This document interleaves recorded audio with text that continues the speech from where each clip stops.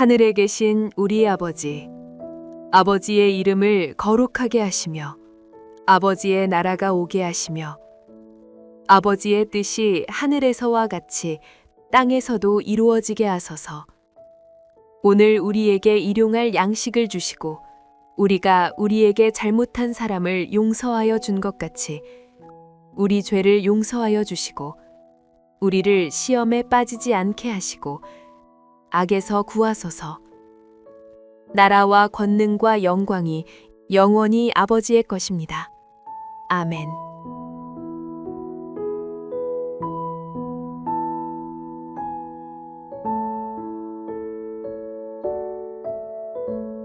그때에 세례 요한이 이르러 유대 광야에서 전파하여 말하되 회개하라 천국이 가까이 왔느니라 하였으니 그는 선지자 이사야를 통하여 말씀하신 자라 일렀으되 광야에 외치는 자의 소리가 있어 이르되 너희는 주의 길을 준비하라 그가 오실 길을 곧게 하라 하였느니라.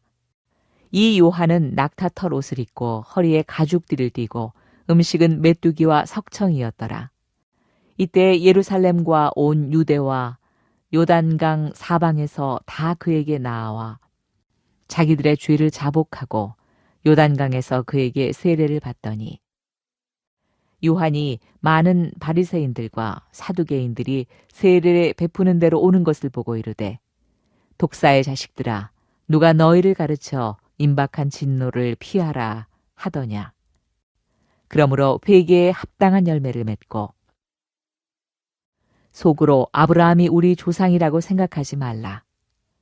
내가 너희에게 이르노니 하나님이 능히 이 돌들로도 아브라함의 자손이 되게 하시리라. 이미 도끼가 나무 뿌리에 놓였으니 좋은 열매를 맺지 아니하는 나무마다 찍혀 불에 던져지리라.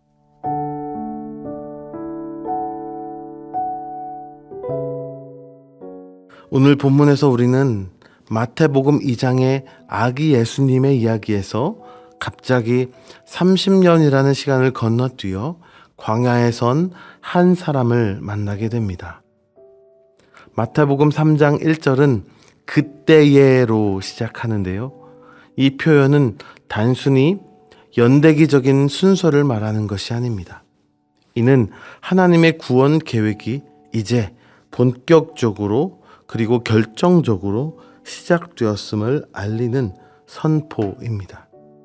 오늘 이 새벽 우리는 예수님의 길을 예비하기 위해 보냄받은 세례 요한의 외침을 통해 우리 삶의 현 주소를 진단하고 천국 백성으로서 맺어야 할 참된 열매가 무엇인지를 함께 묵상하고자 합니다.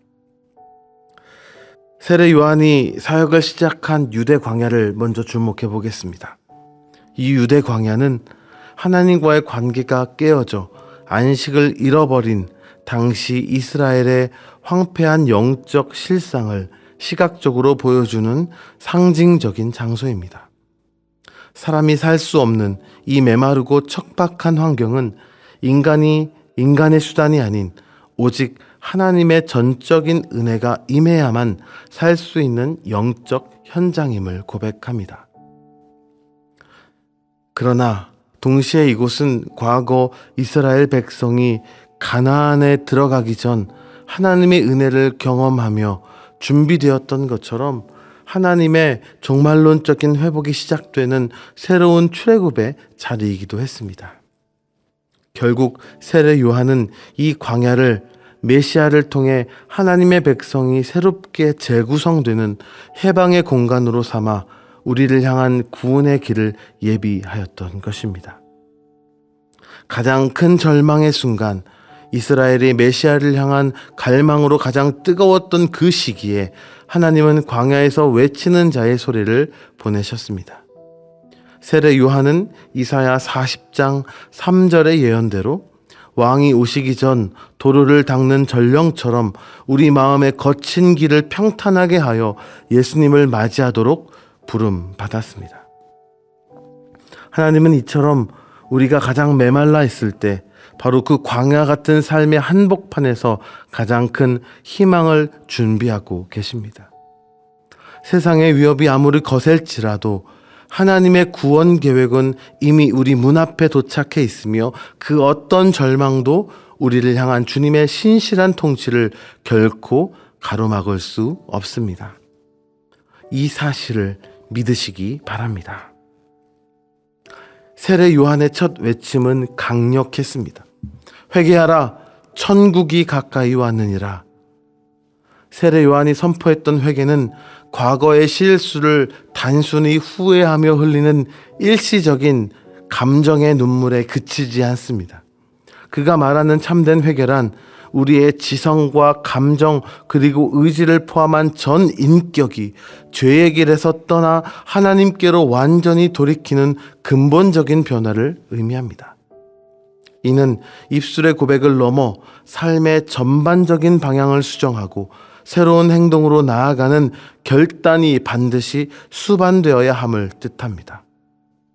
그렇다면 우리가 이토록 철저하게 우리 자신을 쳐서 하나님께로 돌이켜야 하는 본질적인 이유는 무엇입니까? 그것은 바로 하나님의 통치하심, 즉 천국이 예수 그리스도와 함께 이미 임하였기 때문입니다. 마태복음은 유대적 배경 속에서 하나님의 이름을 직접 부르는 대신 하늘나라라고 하는 표현을 사용하여 하나님 나라의 임박함을 표현하였습니다. 세례 요한이 선포한 가까이 왔다는 말은 단순히 시간적으로 임박했다는 뜻을 넘어 이미 문 밖에 도착하여 우리를 마주하고 있다는 완료형의 긴박함을 담고 있습니다. 천국은 우리가 죽어서야 비로소 가는 막연한 장소가 아니라 지금 여기에서 하나님의 주권을 인정하며 순종해야 할 현재적 실체가 되었다라는 것입니다. 하나님의 거룩한 통치가 이미 시작되었다는 이 엄중한 소식 앞에 죄의 길에서 서성거리며 우물쭈물할 시간은 더 이상 우리에게 남아있지 않습니다. 그러므로 우리는 지금 즉시 내 삶의 왕자를 주님께 내어드리고 임박한 천국 소식 앞에서 가장 정직한 회개의 발걸음을 떼어놔야만 합니다. 무엇보다 세례 요한은 이 메시지를 입술로만 전하지 않았습니다. 그는 낙타 옷을 입고 메뚜기와 석청을 먹으며 선지자 엘리야를 연상시키는 금욕적이고 청빈한 삶을 살았습니다. 그의 삶에는 진정성이 있었습니다. 그의 삶이 그의 메시지와 일치하였기에 그의 선포에는 권위가 있었던 것입니다. 우리의 신앙생활도 연수가 쌓이면 느슨해지기 쉽습니다. 하나님 나라가 이미 내 삶에 임하였다는 사실을 망각할 때 우리는 죄에 무뎌집니다. 오늘 세례 요한은 우리에게 도전합니다. 삶의 진정성을 회복하고 하나님 나라를 마주한 자답게 깨어 회개의 자리로 나아가라고 말입니다. 세례 요한의 두 번째 외침은 임박한 심판에 대한 엄중한 경고입니다.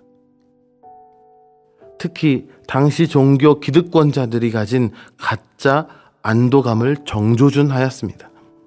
그는 세례를 받으러 온 바리새인과 사두개인들을 향해 독사의 자식들아 라고 독설을 퍼부었습니다. 이는 그들의 영악함과 백성들에게 끼치는 영적인 위험성을 고발한 선지자적 외침이었습니다. 평소 서로 적대적이었던 두 집단이 세례 요한 앞에 함께 나타난 것은 진정한 회개를 위해서가 아니라 새로운 영적 움직임을 감시하거나 호기심에 이끌린 위선적인 태도 때문이었습니다. 또한 세례 요한은 그들이 생명줄처럼 붙잡고 있던 혈통적 특권과 조상들의 공로가 자신들을 구원할 것이라는 유대교의 낡은 확신을 정면으로 공격합니다.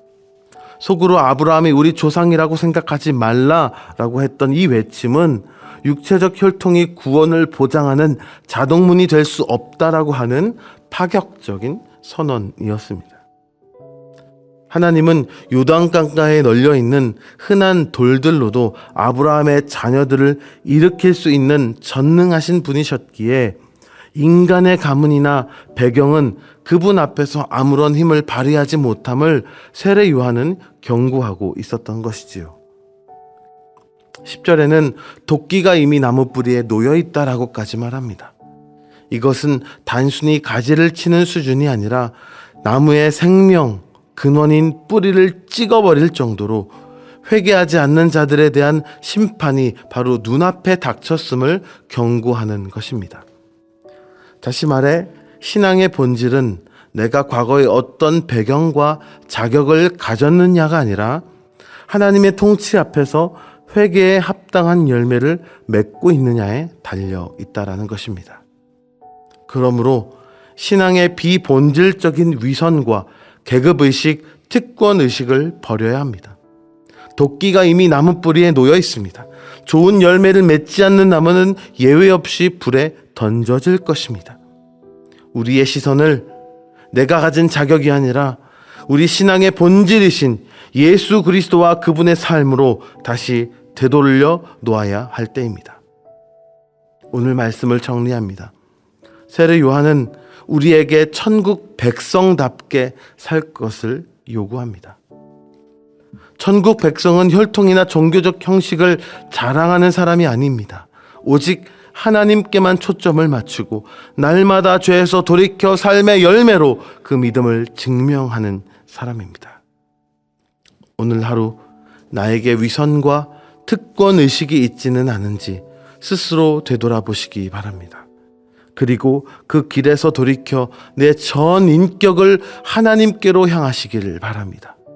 그래서 오늘 내가 맺어야 할 회개 열매가 무엇인지 고민하고 실천하는 참된 천국 백성으로 살아내는 믿음의 성도가 되시기를 바랍니다. 기도하겠습니다. 거룩하신 하나님 아버지, 오늘 세례 요한의 외침을 통해 우리의 영혼의 잠을 깨워주시니 감사합니다. 우리가 아브라함 자손이라는 형식적인 이름 뒤에 숨어 회개의 열매 없는 삶을 살고 있진 않았는지 되돌아봅니다. 우리 마음의 광야에 주의 길을 예비하게 하여 주시옵소서. 입술로만 고백하는 것이 아니라 삶의 방향을 완전히 돌이켜 참된 회개가 우리 안에 일어나게 하여 주시옵소서. 세상이 주는 가짜 위안과 특권 의식을 버리고 오직 우리 신앙의 본질이신 예수 그리스도만 굳게 붙들고 나아갈 수 있도록 인도하여 주시옵소서. 오늘 하루 주님의 다스림을 인정하며 천국 백성다운 선한 열매를 맺도록 우리를 인도하여 주시옵소서. 예수 그리스도의 이름으로 기도합니다. 아멘. 계속해서 더 깊은 묵상과 기도로 이어가시기를 바랍니다.